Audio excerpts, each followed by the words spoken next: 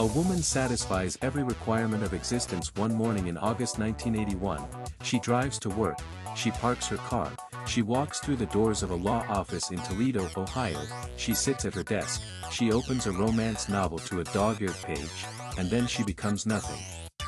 Not dead. Not alive. Not found. Not explained.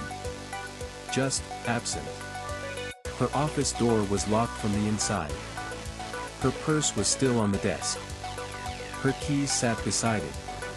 A potted plant lay sideways on the carpet, soil spilling across the floor like something had been interrupted, violently, suddenly, and then sealed away. For 43 years, that room has been a question no one could answer. But now, a retired detective says the answer was never missing. It was buried. Deliberately. By the very people sworn to uphold the law. And he's written a book naming every single one of them. This is the disappearance of Cynthia Anderson. And if what this detective claims is true, then what happened to her wasn't a mystery. It was a murder, committed by the city itself. Let me take you to Toledo, Ohio, 1981. It's a blue-collar town on the western edge of Lake Erie, a place of factories and courthouses and long gray winters. The legal community here is small. Everyone knows everyone. Cynthia Anderson is 20 years old, bright, well-liked, and she works as a legal secretary for a sole practitioner, an attorney whose office sits on the second floor of a modest building downtown. She's been working there for about a year.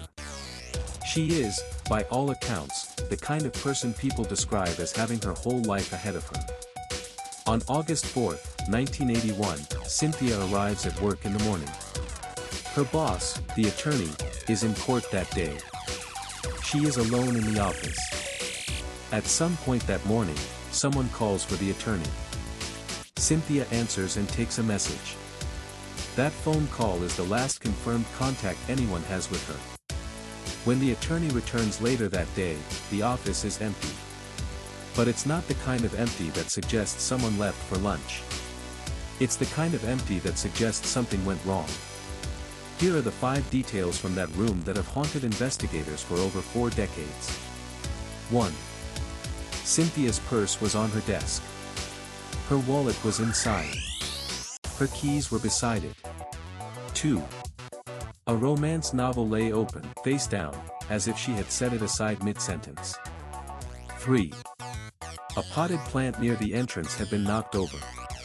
Soil was scattered across the floor. 4. The office door was locked. From the inside. 5. There was no sign of forced entry. No broken windows.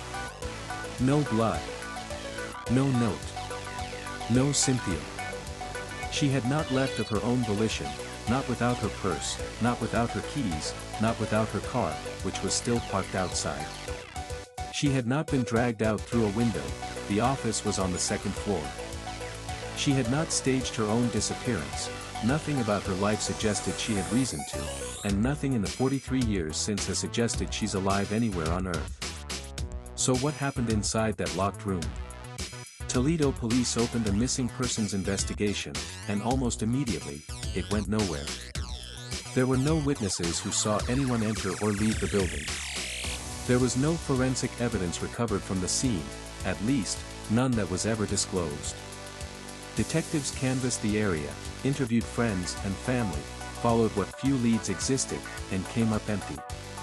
But there were whispers. Even in 1981, there were whispers. You see, Cynthia Anderson didn't work for just any attorney. The lawyer she worked for had connections, professional connections, to the Lucas County court system. And in the early 1980s, the Lucas County court system was not clean. Not by any definition of the word. In the years surrounding Cynthia's disappearance, federal investigators were already circling Toledo's legal establishment. There were allegations of corruption, judges taking bribes, cases being fixed, organized crime figures receiving favorable treatment in exchange for money and favors. The network, as it would later be partially exposed, involved sitting judges, practicing attorneys, and members of what investigators believed was a local organized crime operation. Cynthia Anderson worked inside this ecosystem. She answered phones. She filed documents. She handled correspondence. She may have been, by simple proximity, someone who knew things, or someone who was perceived to know things, which, in the world of organized crime, amounts to the same threat.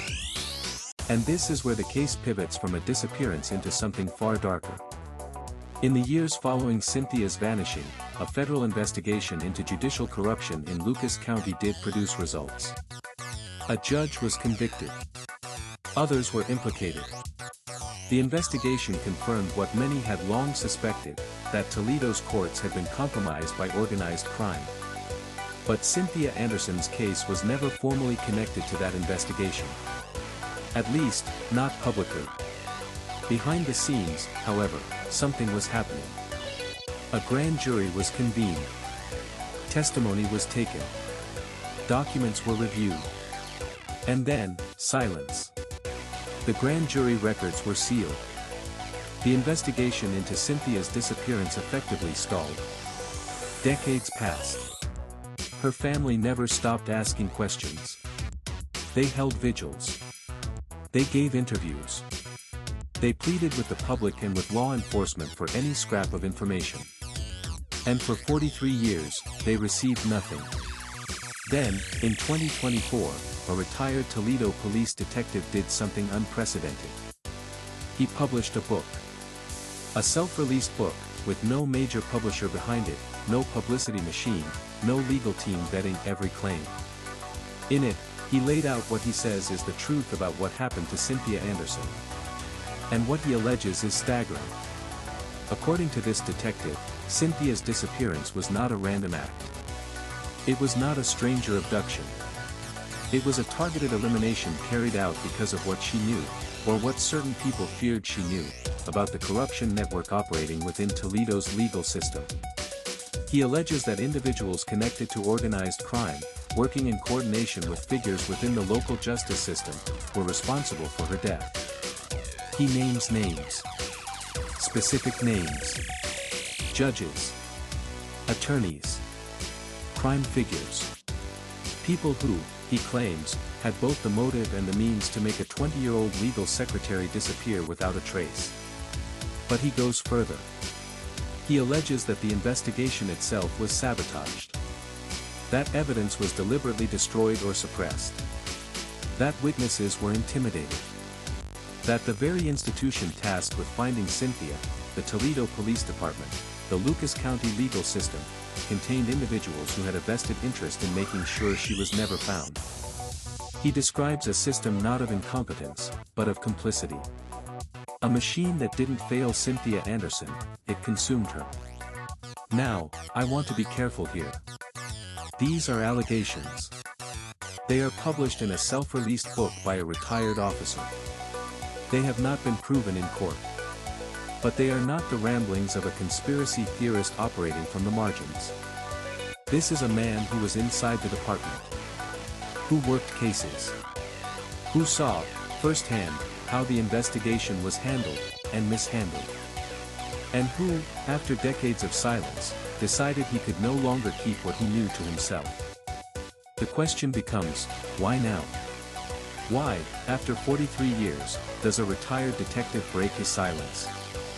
Perhaps because in 2025, the Anderson family did something that could crack this case open in a way that no police investigation ever did. They filed a wrongful death civil suit. And here is why that matters: a civil suit operates under different rules than a criminal investigation. The burden of proof is lower. The discovery process is broader. And critically, a civil suit could compel the release of those sealed grand jury records, testimony that has been locked away for decades, testimony that may contain the very answers Cynthia's family has been denied. If those records are unsealed, we may finally learn what the grand jury heard. We may learn who testified. We may learn what evidence was presented, and what evidence was conspicuously absent. We may learn whether the system that was supposed to protect Cynthia instead participated in her erasure. 3 things make this case unlike almost any other missing persons case in American history. First, the locked room. The physical circumstances of Cynthia's disappearance defy simple explanation. Someone got into that office and removed her without leaving meaningful evidence behind, and then the door was locked. This suggests planning. This suggests someone who had a key. This suggests someone who was not a stranger. Second, the institutional silence. For 43 years, no law enforcement agency has produced a viable suspect, a cause of death, a location of remains, or a coherent theory of the crime. In a case with this many unanswered questions, silence is not neutral. Silence is a choice. Third, the timing. Cynthia vanished during the exact period when federal investigators were closing in on judicial corruption in Toledo. She worked inside the very system being investigated. Her disappearance effectively removed a potential witness, or a potential liability, from the equation. The coincidence is almost too precise to be coincidental. Let me leave you with an image. It's August 1981. A young woman sits at a desk on the second floor of a building in downtown Toledo. The morning light comes through the window. She's reading a romance novel, something light, something to pass the time while her boss is in court. The phone rings. She answers it. She takes a message. She sets it down. And then something happens. The plant falls. The soil spills. The book is set down, open, mid-page, as if she'll be right back. She won't be right back. Someone locks the door behind them. And for 43 years, no one unlocks the truth. Cynthia Anderson was 20 years old. She had a family who loved her. She had a life that was just beginning. And she was taken, not just from that office, not just from her family, but from the record. From accountability.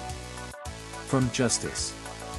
By people who, if these allegations hold even a fraction of truth, wore suits and sat in courtrooms and were called, Your Honor. The civil suit filed in 2025 may be the first real crack in a wall that has stood for over 4 decades. If those sealed records are open, this case could become one of the most explosive revelations of institutional corruption in modern American criminal history. Or the wall may hold.